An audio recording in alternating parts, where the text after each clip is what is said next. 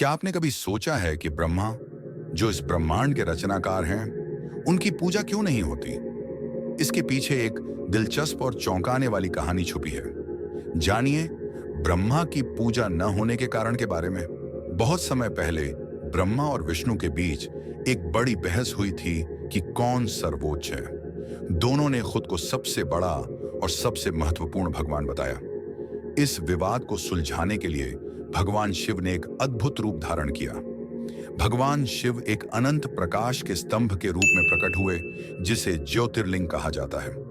उन्होंने ब्रह्मा और विष्णु को चुनौती दी कि वे इस अनंत स्तंभ का अंत ढूंढकर दिखाएं। जो भी इसका शीर्ष या आधार ढूंढ लेगा, वही सबसे बड़ा भगवान माना जाएगा। विष्णु भगवान ने तुरंत इस चुनौती को स्वीकार किया। वे नीचे की ओर ढूंढते हुए स्तंभ के आधार को खोजने गए। वे कई युगों तक नीचे की ओर चलते रहे, लेकिन वे इसका आधार नहीं ढूंढ पाए। अंत में उन्होंने हार मान ली और शिव की महानता को स्वीकार किया, क्योंकि उन्होंने महसूस किया कि शिव का रूप अनंत है, जिसका कोई अंत नहीं है। लेकिन ब्रह्मा ने कुछ अलग किया।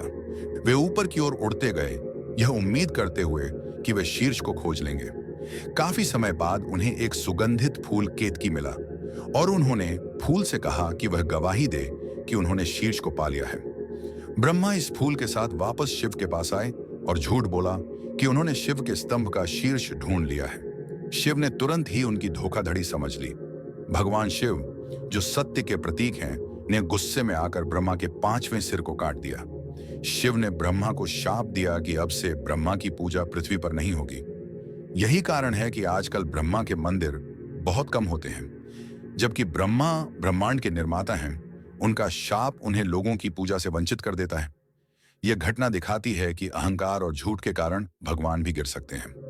अब बात करते हैं ब्रह्मा और देवी सरस्वती के बारे में। सरस्वती, जो ज्ञान और बुद्धि की देवी हैं, ब्रह्मा की पत्नी मानी जाती है।